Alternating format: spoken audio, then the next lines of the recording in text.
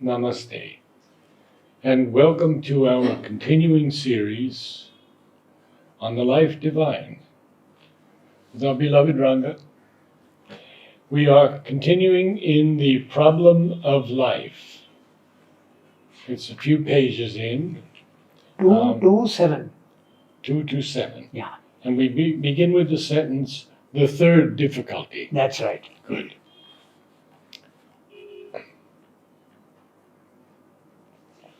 Just for you to recap what we have done, the first difficulty is man does not know himself.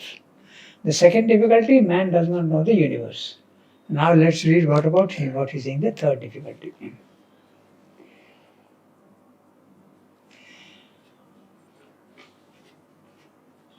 The third difficulty is the division between force and consciousness in the evolutionary existence. There is first the division which has been created by the evolution itself in its three successive formations of matter, life, and mind, each with its own law of working. The life is at work with the body, is at war with the body. It attempts to force it to satisfy life's desires, impulses, satisfactions, and demands from its limited capacity what could only be possible to an immortal and divine body. And the body, enslaved and tyrannized over, suffers and in constant dumb revolt against the demands made upon it by the life. The mind is at war with both. Sometimes it helps the life against the body, sometimes restrains the vital urge and seeks to protect the corporeal frame from life's desires, passions, and overdriving energies.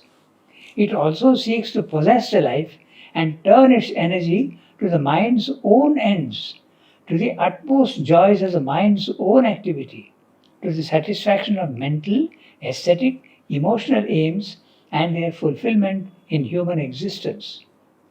And the life too finds itself enslaved and misused and is in frequent insurrection against the ignorant, half-wise tyrant seated above it. This is the war of our members which the mind cannot satisfactorily resolve because it has to deal with a problem insoluble to it. The aspiration of an immortal being in a mortal life and body.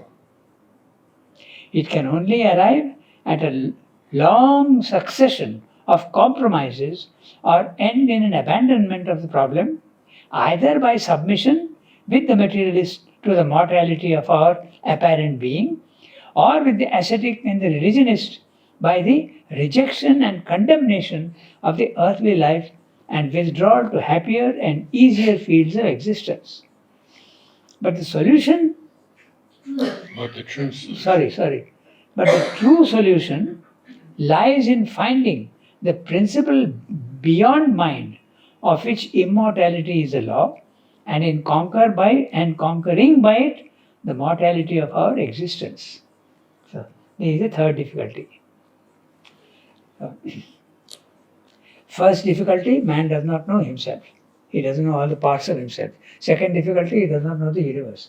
Third difficulty is intrinsic in his own being and also which is there in the universe. Consciousness and force divide themselves.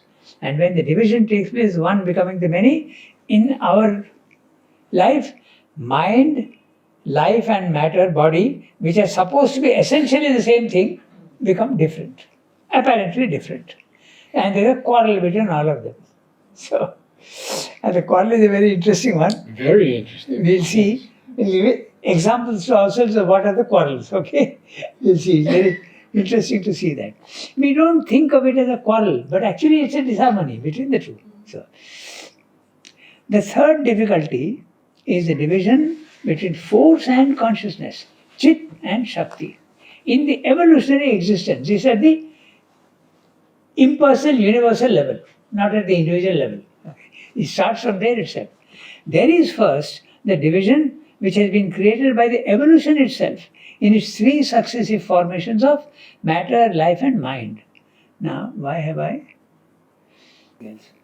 then matter, life and mind, each with its own law of working. So, own law of working. And that's also a very interesting thing, how the laws also slowly change at each level. The same law takes a different form. That we'll discuss later on. Each with its own law of working. The life is at war with the body. The vital makes all sorts of demands on the body. It wants to eat more, but the body can't tolerate. You end up with an indigestion. So that's one example. Or the athlete, he pushes himself too much because he wants the first place or second place, and the body suffers as a result. Next day he's down or he breaks his leg. So that's another example of war between vital and the body. There's so many other examples like that. Okay.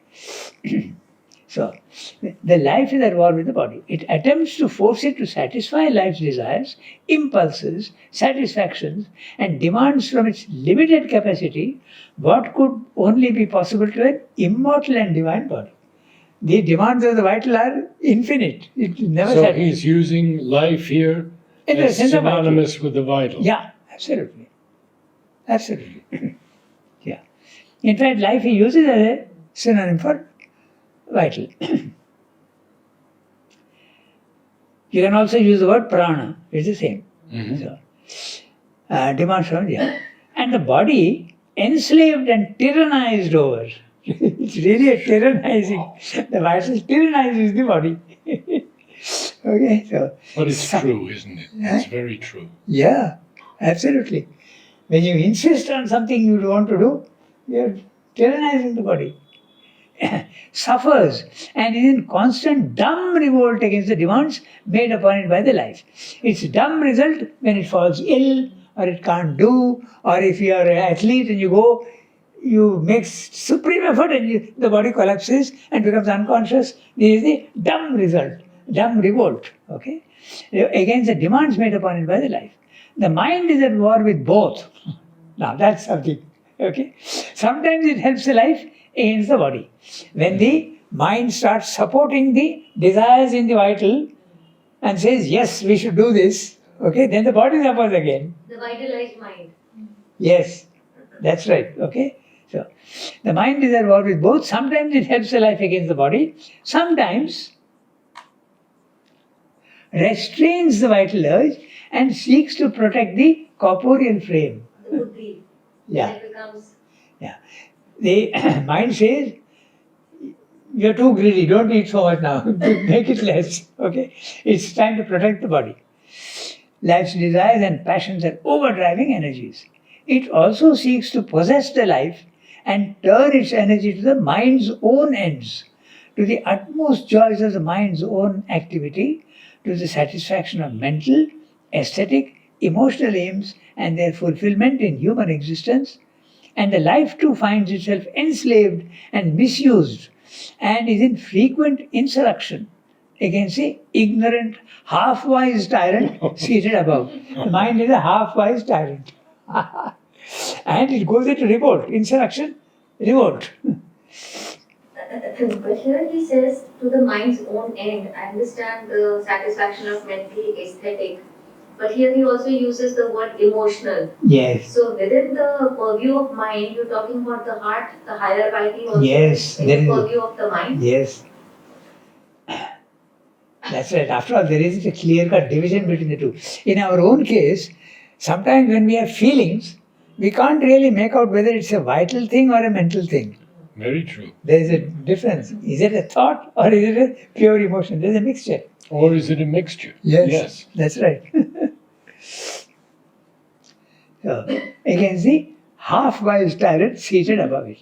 This is the war of our members, which the mind cannot satisfactorily resolve because it has to deal with a problem insoluble to it. The aspiration of an immortal being in a mortal life and body. This, what he is mentioning here, a problem insoluble to it, is very interesting because the mind has many questions which it can't solve at its own level. So many problems are there which you can't solve. So, at every level, there is a limit to the capacities. The worm can't do what the dog can do. There is a limitation of its consciousness. The dog can't do what a man can do. And man can't do what a yogi can do. It's obviously so. There's a gradation. So this what he's saying, a problem insoluble to it. This sometimes the materialist men don't understand. That there are questions which you can't solve at our level. For instance, the divine is one and the many. For a materialist, this makes no sense at all. Yeah. But it can be solved at a higher level. You're trying to solve it with the mind, you can't. Okay, so this is it. I remember once Louis Allen showed me a letter from Mother about collaboration and how she said that when A and B cannot get together, Yeah, one has to find a C above. that's right. Yeah, You have to go above to find the solution to it. right. Yeah. So, these are one of our members which the mind cannot satisfactorily resolve because it has to deal with the problem insoluble to it. The aspiration of an immortal being in a mortal life and body. It can only arrive at a long succession of compromises or end in an abandonment of the problem, either by submission with the materialist to the mortality of our apparent being, or with the ascetic and the religionist by the rejection and condemnation of the earthly life and withdrawal to happier and easier fields of existence. So, either by submission with the materialist to the mortality of our apparent being, you can say that this is the problem of existentialism. Okay? Mhm. Acceptance, weak acceptance of the difficulties in the physical world. You can't do anything about it. There is no solution. They feel that there is no solution. So they accept weakly. What can you do? This is the nature of the world. Tolerate it. You can't do anything about it. So weak submission with the materialist, he is saying. Then, or with the materialist, or the other one. With the ascetic. What's that? Maybe, okay, I think I know what it is. My phone. I think so. Yeah, I know what it is. Okay, then, or he's saying, with the apparent being, or with the ascetic and the religionist. The ascetic is rejecting the earthly life, and the, Religion. yeah, and religion, And by the rejection and condemnation of the earthly life, and withdrawal to happier and easier fields of existence, you go to the, Heaven. yeah, you go to heaven. That's right. So the problem can't be solved here. Get rid of the problem. Sri Aurobindo uses the word, the ascetic uses moral surgery. He uses the word moral surgery. Cut off the modified life and go to the higher one. But that beautiful, beautiful line of Yeah. the immortal body Yeah, in a mortal life. Yeah. An immortal being. yeah, An immortal immortal being. life and Yeah. body. The mind it is capable of thinking of the immortal, and idealism can go very far, but it can never solve the problem. In fact, in Synthesis, he mentions this. He says that the mind wants absolute ideals. Okay? It wants absolute truth. But it can never get it in the physical world. It always gets distorted. It wants absolute justice. Never get it here. You want absolute love. Can't get it here. And then he says something extraordinarily interesting. He says that nature won't allow it. Oh. He says, in Synthesis, he says, nature won't allow you to have absolute truth and absolute love and absolute justice. Why? Because your mental standards will not be the right one. Mental standards will be, so it will not allow you to go to the real thing because of the limitation in the mind. It's interesting. The problem can be solved only when you go above the mind. When I read that in the Synthesis, I was quite struck. Yeah. It's interesting, that's what he said. So, the human mind is not an adhikari of that level Exactly. of justice and That's love right. and Yeah. truth. It does not have the intrinsic right to solve the problem because of its limitation. It's like a bad judge. He won't make the right decision. So, but the true solution lies in finding the principle beyond mind, of which immortality is the law, and in conquering by it the mortality of our existence. Because when you make your mind silent and go to the self, you realize that your soul is immortal. Then the problem is solved. The problem remains at the lower level, but your own problem, individual problem, is solved. So here when he talks about mind, he's talking about the individual mind. Yes. He's not talking about No, but remember one the thing. entire spiritual ladder, which is all a purview of the lower Prakriti. Yeah, but I'll point out one thing, Saritaji. When your individual mind goes up, it is becoming the cosmic consciousness. True, but Yeah. it is still the mind. Yes. It is not. The individual mind. The individual mind, it becomes universal. So it is the higher mind, but not the highest. That's right, it is the higher mind. So that completes the paragraph. We go to the next one. Mhm. But there is also that fundamental division between force of nature and the conscious being, which is the original cause of this incapacity. Now he is going to the universal. He has been talking of the individual problem. Now he is going to the universal. There is also the fundamental division between force of nature, Narad and Cap. Mhm. Okay? Got it. The universal nature, and the conscious being, which is the original cause of this incapacity. Not only is there a division between the mental, the vital, and the physical being, but each of them is also divided within itself. Now that's very You interesting. have within? Within it, against I itself. have against, yeah. It's against, sorry. But you will see that he is talking about mind. Within the mind also there are divisions. He will say that. So against itself. Now he is explaining. The capacity of the body is less than the capacity of the instinctive soul or conscious being, the physical Purusha within it. We'll go step by step. The physical Purusha is the subtle physical.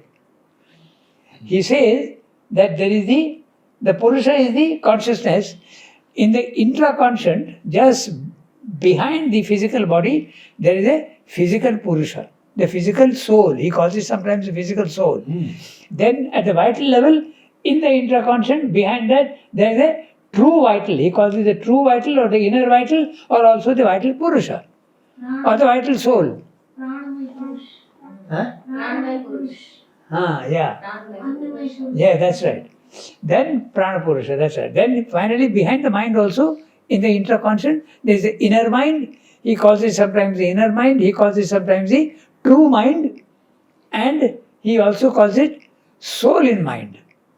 So the soul is actually, the soul is infinite and divine. So there is a mental soul, there is a vital soul, and there is a physical soul. Can you tell us the difference in the intraconscient and the subtle plane, subtle physical? The subtle physical is part of the intraconscient. Ah, okay. The subtle physical is part of the intraconscient because body, mind and body, life and mind, when you go in, you are going into the subtler planes. When you are dreaming, you are going into the intraconscient. The chapter in Savitri, the journey into the inner countries. That's That right. is exactly this. Yeah, the inner country. Because, Narad, when you are dreaming, you are seeing and you are hearing, Oh, yes. but are you using your eyes? No. So that's the subtle side that you are using. Yeah. The subtle side and subtle hearing. Yes. So there are subtle senses. When you go into an intraconscient and when you go above, so there are subtle senses. But beyond a certain, you don't need senses at all. You use different instruments of knowledge.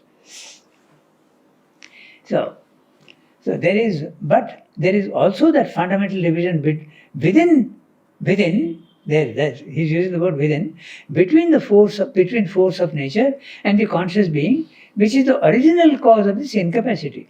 Not only is there a division between the mental, vital and physical being, but each of them is also divided against itself. The capacity of the body is less than the capacity of the instinctive soul or conscious being, the physical Purusha within it. The capacity of the vital force less than the capacity of the impulsive soul and the vital conscious being or Purusha within it. The capacity of the mental energy less than the capacity of the intellectual and emotional soul, the mental Purusha within it. For the soul is the inner consciousness which aspires to its own complete self-realization and therefore always exceeds the individual formation of the moment. The individual formation of the moment is the outer nature, body, mind, life. And the force which has taken its poise in the formation is always pushed by its soul to that which is abnormal to the poise, transcendent of it. Thus, constantly pushed, it has much trouble in answering. There is constantly a guidance from inner being, but the outer nature cannot always respond to it in the right way. It does not even understand that it is being pushed. The aspiration of man is one such. The aspiration is going on coming from within. But you can't always respond to it in the right way. I'll read that sentence again, it's very interesting. For the soul is the inner consciousness which aspires to its own complete self-realization and therefore always exceeds the individual formation of the moment. And the force which has taken its poise in the formation is always pushed by its soul to that which is abnormal to the poise. Poise means the physical. Transcendent of it, thus constantly pushed, it has much trouble in answering, more in evolving from the present to a greater capacity. In trying to fulfill the demands of this triple soul, it is distracted and driven to set instinct against instinct, impulse against impulse, emotion against emotion, idea against idea, satisfying this, denying that, then repenting and returning on what it has done, adjusting, compensating, readjusting ad infinitum, but not arriving at any principle of unity. In the mind again, the conscious power that should harmonize and unite is not only limited in its knowledge and its will, but the knowledge and the will are disparate and often at discord. The principle of unity is above in the supermind, for there alone is the conscious unity of all diversities. There alone, will and knowledge are equal and in perfect harmony.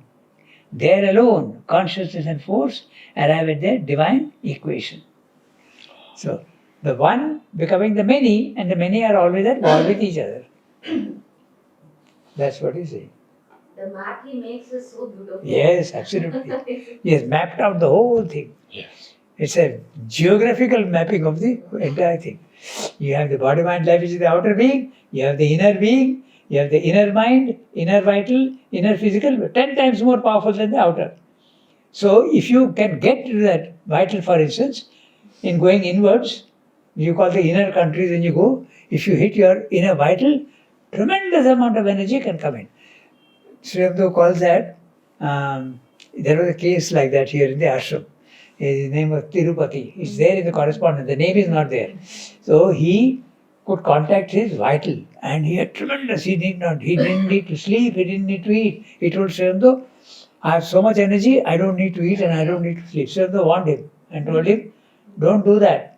That's what you call this inner is called the intermediate zone, and that can be the vital is very it can fool you and deceive you. So when you enter it particularly into the vital region, very dangerous.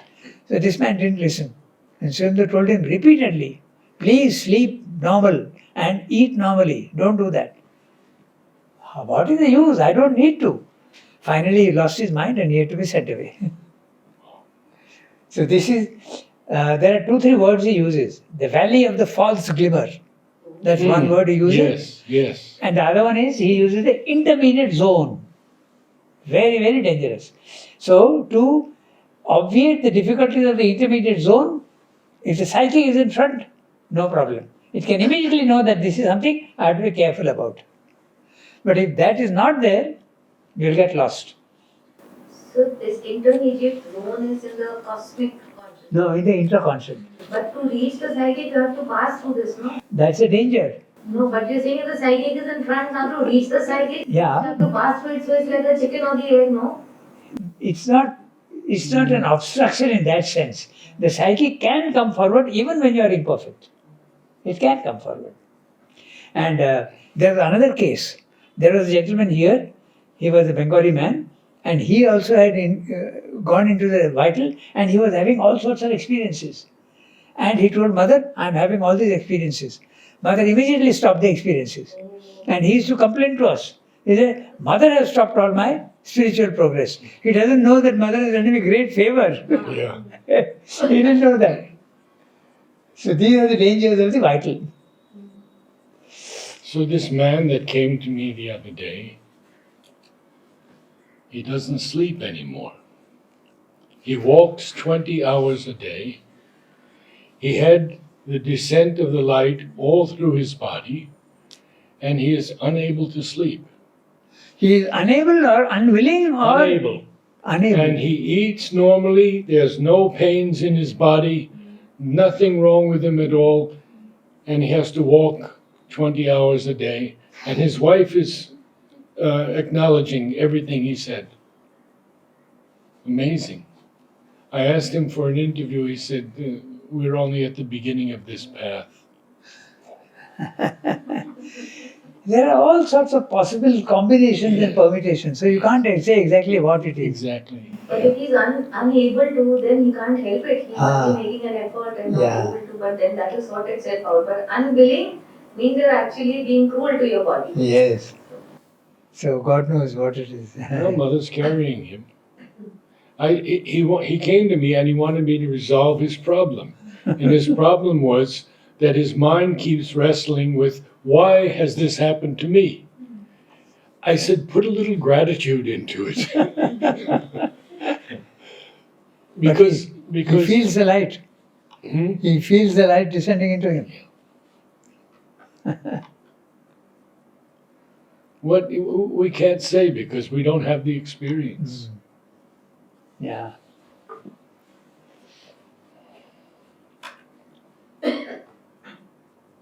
I would have been interested and I would have asked him, what are the experiences when the light comes in? Can you describe that experience? Then he would have He did describe it to me a bit. He said that he had no interest in yoga. He was a well-known dentist in New York City, had a wonderful practice, and there was no interest in yoga. And then he started not being able to sleep more than a few hours a day. And then one day this light from the mother comes in, and he knows it's from the mother. Oh, That much he knew.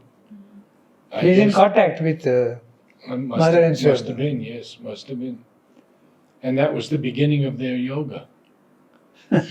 Extraordinary. The beginning come in so many ways, no?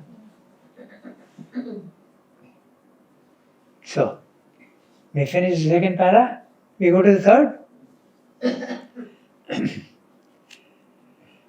Man, in proportion as he develops into a self-conscious and truly thinking being, becomes acutely aware of all this discord and disparateness in his parts, and he seeks to arrive at a harmony of his mind, life and body, a harmony of his knowledge and will and emotion, a harmony of all his members. Sometimes this desire stops short at the attainment of a workable compromise which will bring with it a relative peace. But compromise can only be a halt on the way, since the deity within will not be satisfied eventually with less than a perfect harmony, combining in itself the integral development of our many-sided potentialities. Less than this would be an evasion of the problem, not its solution, or else only a temporary solution provided as a resting place for the soul in its continual self-enlargement and ascension. Such a perfect harmony would demand as essential terms a perfect mentality, a perfect play of vital force, a perfect physical existence. But where in the radically imperfect shall we find the principle and power of perfection? So, mind rooted in division and limitation cannot provide it to us, nor can life and the body, which are the energy and the frame of dividing and limiting mind. The principle and power of perfection are there in the subconscious, but wrapped up in the tegument or veil of the lower Maya, a mute premonition emerging as an unrealized ideal. In the superconscient, they await, open, eternally realized, but still separated from us by the veil of our self ignorance. It is above then, and not either in our present poise nor below it, that we must seek for the reconciling power and knowledge. So, Pretty clear. last time also he said the same thing. The solution is never below. It's there in seed form. But in seed form you can't get the details. So you have to go up. This was fairly simple. Yeah. So we quite go to the simple. next para. Yes, let's. Equally, man as he develops becomes acutely aware of the discord and ignorance that governs his relations with the world.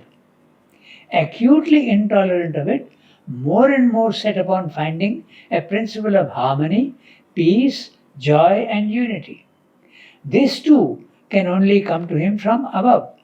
For only by developing a mind which shall have knowledge of the mind of others as of itself, free from our mutual ignorance and misunderstanding, a will that feels and makes itself one with the will of others, an emotional heart that contains the emotions of others as its own, a life force that senses the energies of others and accepts them for its own and seeks to fulfill them as its own, and a body that is not a wall of imprisonment and defense against the world, but all this under the law of a light and truth that shall transcend the aberrations and errors, the much sin and falsehood of our and others' minds, wills, emotions, life energies. So, only so can the life of man, spiritually and practically, become one with that of his fellow beings, and the individual recover his own universal self. The subconscient has this life of the all, and the superconscient has it, but under conditions which necessitate our motion upwards. For not towards the Godhead, concealed in the inconscient ocean where darkness is wrapped within darkness. There is a quotation from the Rig Veda. But towards the Godhead, seated in the sea of eternal light. Again, there is a reference to the Rig Veda. We'll read that later.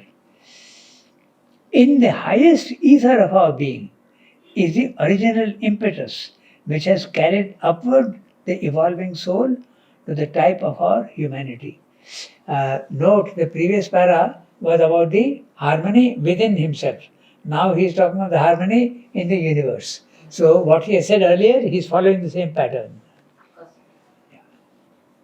So in any case, the disharmony within himself and the disharmony in the universe can both be solved only when he goes to the higher level. Can you shine some light on this for me? The subconscient has this life Yeah, of the all, yeah, and the superconscient has it. And then he goes on to say, which necessitate our motion upwards. yes. If the superconscient has it, why does it necessitate our motion upwards? The superconscient is up and you are here, you have to go up. You are. It's necessary that you It's Yeah, not at understand. our level, so we have to make an effort to go up. Yeah, okay. I understand, but when he says the subconscient has this life, Yeah. but under conditions which necessitate our motion upwards. Yes. But the superconscient has it, Yeah. so And they these, both necessitate our motion upwards. yes, I'll tell you. The previous one, he has told you that the superconscient has it, but in the conditions of darkness and Ah, okay. yeah, it is trapped here. Right. It's in seed form, but there it is open. So when it is open, it's easier to get it, but here you can't get it because it's in darkness. And it's also dangerous because if you go down and there's no light, then you are going to be sucked inside. That's right. So that's why they say the subconscious has this life of the all, and the superconscious has it, but under conditions that necessitate Yeah. the pull up. Or to put it another way, the inconscient has it in potential, Mm. in a compressed form, but you can't access it. So you have to go up. You in the tree, in the seed, you can't get the tree. The tree is up there. So if you go to the seed, you won't get the tree. You have to go up to get the tree. The openness. He said that in the previous, very clearly he has said that. Very interesting. Let's find that place. Here it is. On page 229. Okay? Towards the end. The Okay? principle. Yeah, he's saying the principle and power of perfection are there in the subconscious, but wrapped up in the tegument or veil of the lower Maya, a mute premonition emerging as an unrealized ideal. It is there in mute form. Very clear. And then in the Tegument of superconscious, or veil. And in the superconscious they await open, eternally realized. That's why you have to go up. But still separated from us by the veil of our Yeah. self-ignorance. So you have to go up to Yeah. get it. Yeah. That's what it means. So now he says, unless therefore the race is to fall by the wayside and leave the victory to other and new creations of the eager travailing mother, it must aspire to this ascent, conducted indeed through love, mental illumination, and the vital urge to possession and self-giving, but leading beyond to the supramental unity which transcends and fulfills them. In the founding of human life upon the supramental realization of conscious unity with the One and with all in our being and in all its members, humanity must seek its final good and salvation. And this is what we have already described as the fourth status of life in the ascent towards the Godhead. The fourth status of life. First status of life, matter. Second status of life, life. Third status of life, mind. And in the supermind, everything gets that chart which we gave. That's he's referring to that. what is this vital urge to possession?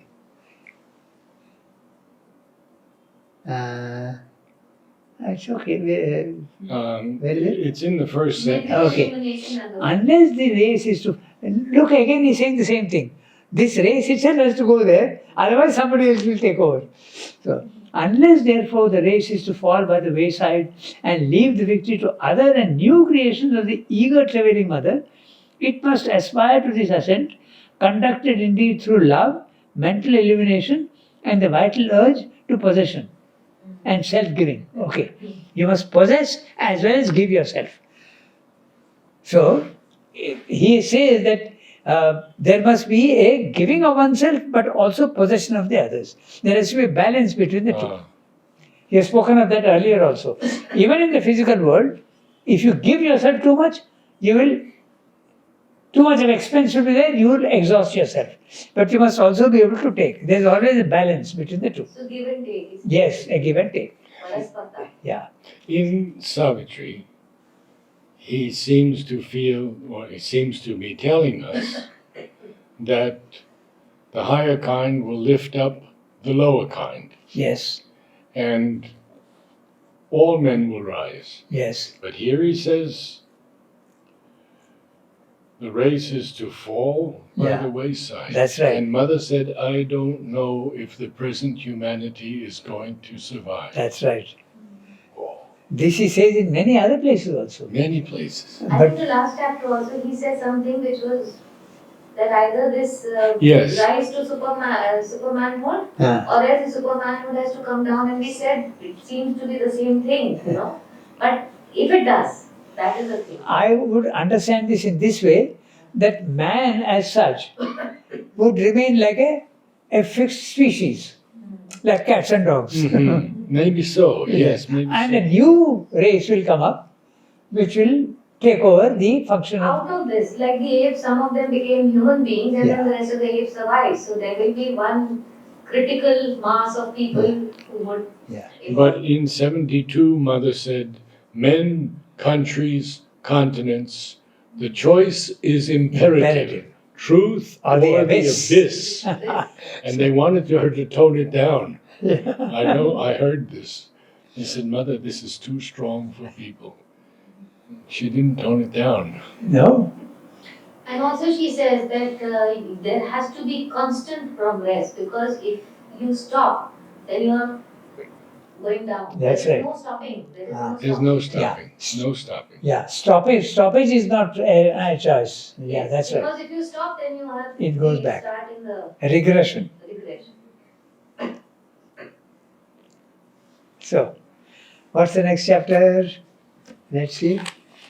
The double soul in man. Okay. So, remember, he is discussing the vital. He's examining one by one all the concepts of Satchidananda. First, he discussed the Sat, that is a pure existent, the substance itself. It's a substance which is conscious. Then he comes to the Chit Shakti, that is the conscious soul. So, conscious soul becomes the vital here, the prana. So, he is examining now all the different aspects of the prana. Life and its problems, then the ascent of life. Now he is coming to the double soul in man. The double soul in man is the outer vital and the psychic being inside. It's often in the past, the emotional aspect of man was taken as his soul. So that's why Srimad is using the word the double soul. He means the vital being and the psychic inside. There is this term he uses very often called the desire soul. Yes, the desire soul is the outer vital. The outer vital and the inner vital. There is an inner vital also, and there is a higher vital also. Correct. So it's a complicated And thing. pure vital. Yeah. And he uses the word heart for higher vital. Higher, not in the person, No, no. but here, Yeah. within. At the heart region There's and below the emotional navel. Below the navel is a lower vital which is full of all the wrong movements. This anger, jealousy, envy, lack of control, too much of possession, grabbingness, all these things are there in the lower vital. And the higher vital, good emotions, love, sympathy, Generosity. generosity, and all these things at the heart level. But still, that's not the soul. But they are patriotism, love of country, love of humanity, so many other things. That's the higher vital. He calls it the heart. So he very often makes a distinction. He says mind, heart, and life. So by life he means the lower vital, which is below the navel or even at the navel level. But the heart is here at this level. And at the heart level, deep inside is the psychic being. That's a true vital, true. You can call it the Lord seated in the heart of death. Yes, That's the yes. Lord seated. The psychic is the divine representative. Srimad also calls it sometimes the ambassador of the self. It's a dynamic aspect, basically. Yes, it is dynamic. He also says in Savitri, she puts a small being no larger than the thumb Yeah. of man Yeah, the into a hidden Angusta region of the heart. Yeah, that's in the Upanishads. He is quoting the Upanishads. Oh, it's quoting the Yeah. Upanishads. Yeah. Angushta Matram. Angushta Matra Purusha, Ah, yeah, which is no larger than the thumb of man. It's a way of saying there's a tiny thing seated deep inside you. Ranga, thank you. It's very, very illuminating, and we are all appreciative. Thank you. Namaste.